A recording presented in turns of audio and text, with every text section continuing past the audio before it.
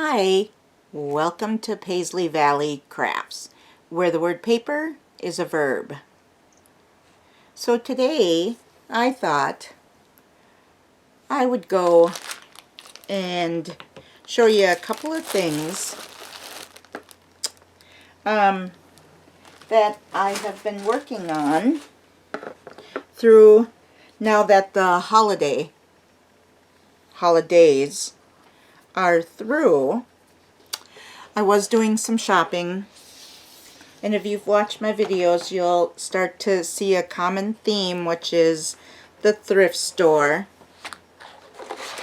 This little goodie, I thought I would show you. I did try to Google what this product is, and I had very little luck in finding what it was, which I'm sorry to say I'm not able to provide a link. But if you're a Googler expert, this box came like this, and there unfortunately is no ISBN information or American Crafts or paper products or whatever. It doesn't have any. But what I just wanted to briefly show you is if you think that the thrift store isn't necessarily the place to find goodies, I go probably twice a week, 3 times a week, depending upon if I have anything going on. And I find these beautiful things to put in my junk journal. So I'm just going to show you this pattern. Very pretty, very delicate. So I bought this beautiful paper set, and it has, a lot of it is not, I don't have the complete boxed set, obviously, because I think I would have like 3 of each sheet, but it has a huge variety of what's available, and they seem to be very quality paper. That one's really pretty. That one's like, if you want, okay, give me eye strain. But as I was just saying, I just wanted to show what I got. Oh, look at that. That's really pretty, black and white. So some of these are going to be used as junk journal covers. Some are going to be used as the inside page. But what my thought process is when you think you don't find things at thrift stores, I encourage you to go, as your schedule allows. There we go. As your schedule allows. So today, another thrift store find. And what I'm going to be doing today with my thrift store find is tassels. So tassels are excessively easy to make. But just like everything, it's a little intimidating at times, and sometimes just needing a little push to get going. So these are thrift store goods that I have. Oh, let me see if I can get it. There we go. $2.99, and then of course I get these 40% off because I'm old. In our city, they do savers, 50%, 40% off on Tuesdays for seniors. So basically a tassel, and I don't have one finished here, but a tassel goes on to either any side of the journal that you want. You can put it on the inside, you can put it on the outside, depending upon how thick you want your tassel. I typically will go about 7 inches with my tassel. So I just start to cut string. Let me just drop this.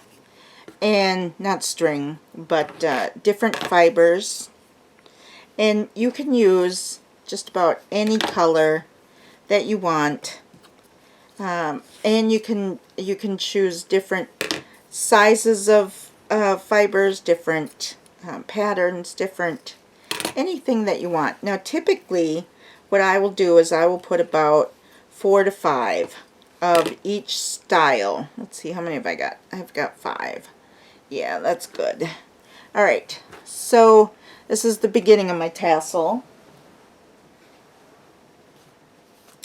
This one's going to add a little bit of depth to it.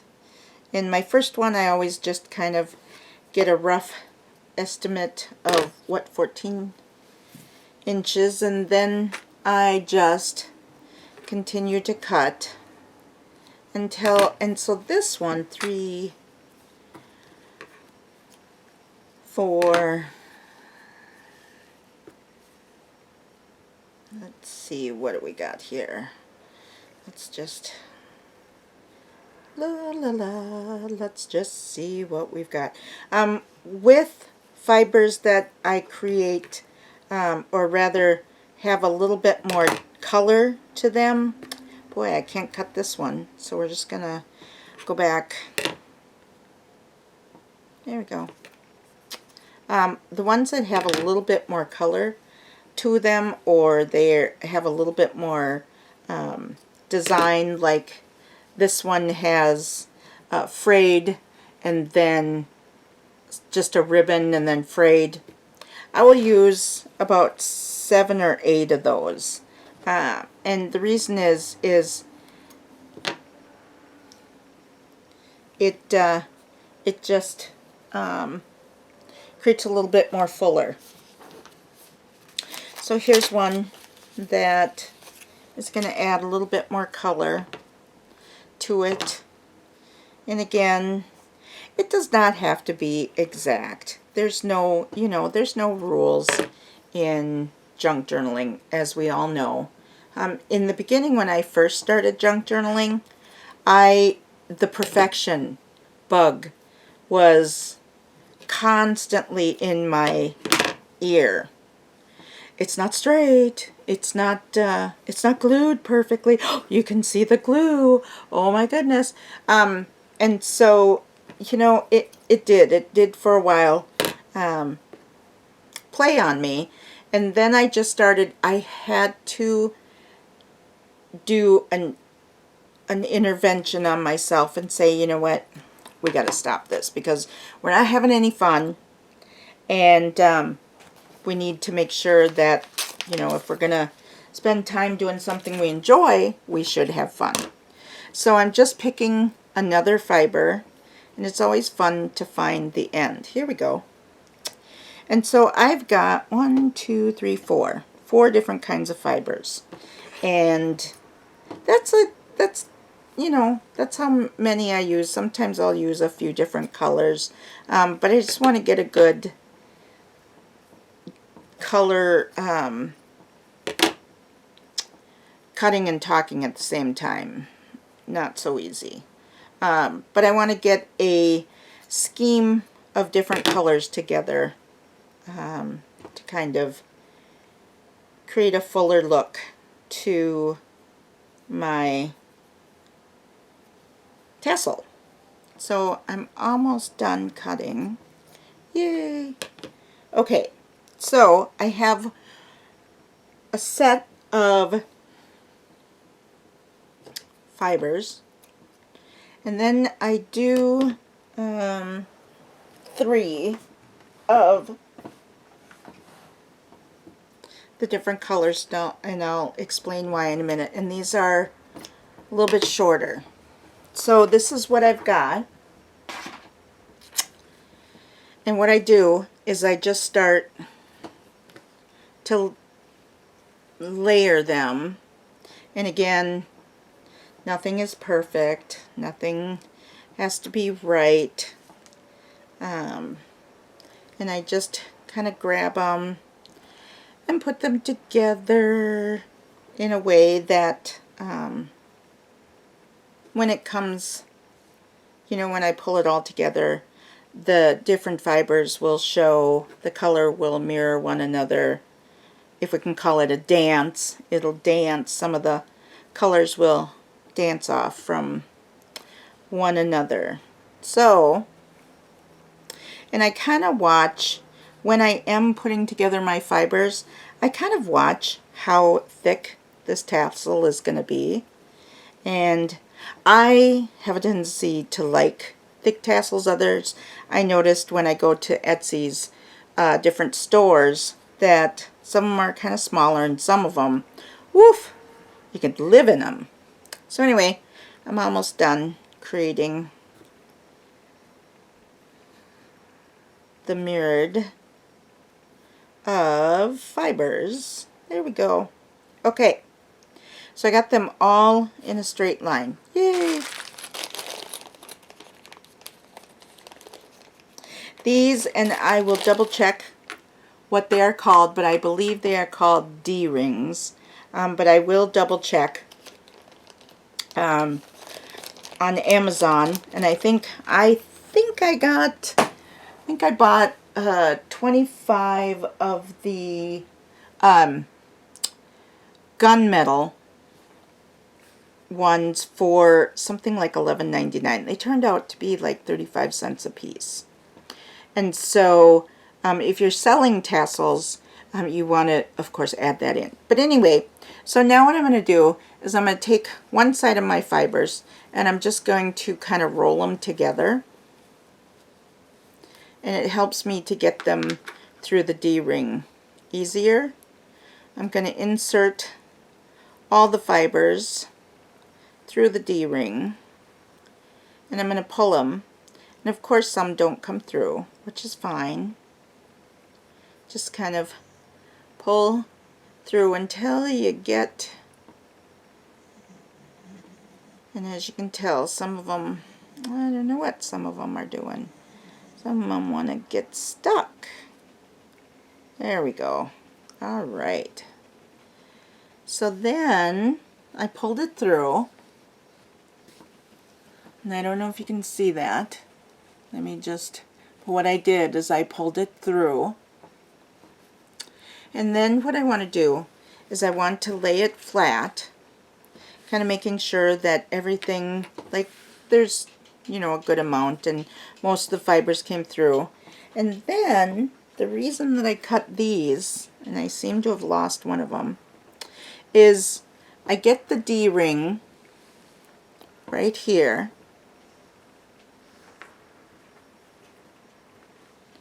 and let me just see if I can help this a little bit. Yep, there we go.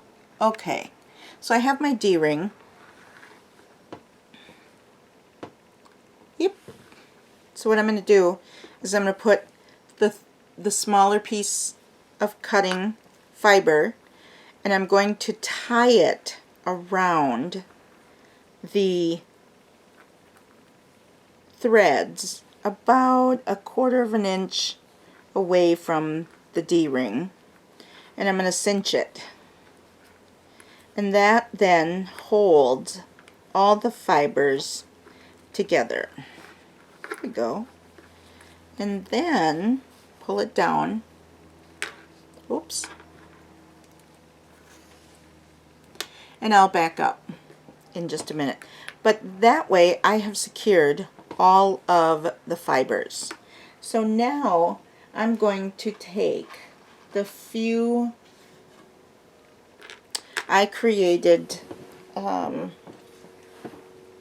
that one, I created these beaded gems right there, and how I did that is that's my timer. So how I did the bead, and I'll do a quick video on these, but they're just a stick pin. That's what they call them, a stick pin, jewelry stick pin. Put it through, put my little beads on there, and then took my jewelry maker and I wrapped it around and then did a little bit of wire wrapping. You can look it up, wire wrapping, but I'll show that in another video. So what I do with these is I take my shorter, let me just, well, let's see if I can do this. There we go. Get one of the fibers through. There we go. Okay. So this one happens to have a pretty little snowflake. So then I take it in the back. I put my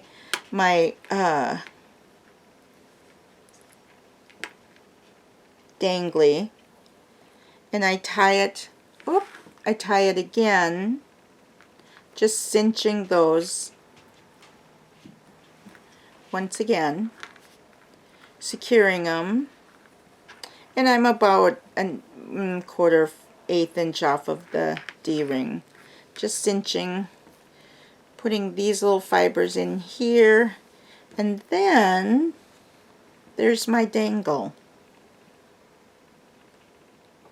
And it hangs off of the tassel. Let me see if I can get that in the camera. Yep, and there's my completed tassel. I think I'll only use one dangle.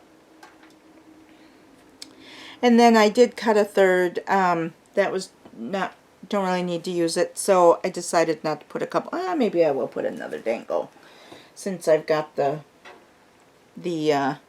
makings to the dangles. So this would be, I always put one in the middle at the top.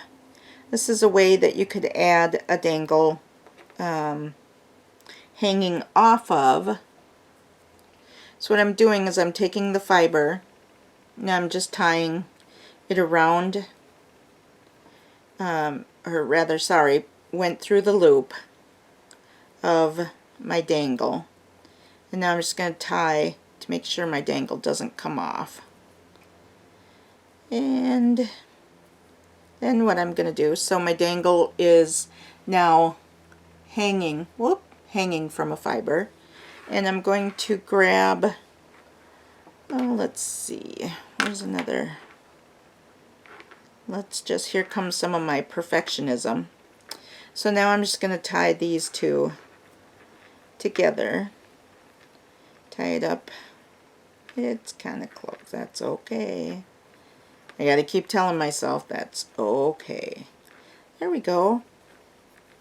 I'm just going to make a couple of knots so that dangle won't come off. And then, so here's my second dangle. And let me just pull you out. There we go. So there's my completed dangle. It has, completed tassel. Here's one dangle, and here's the other one with the little pretty snowflake. But that is basically how I make tassels. So thanks for watching. If you get an opportunity, jump on over to my Etsy shop. That is Paisley Valley Crafts, and check out some of my newer items. I'm going to be putting kits, some single items, just things that junk journalers can use, trying to put them at a little bit more affordable price. So thank you again for joining me today for Tassels.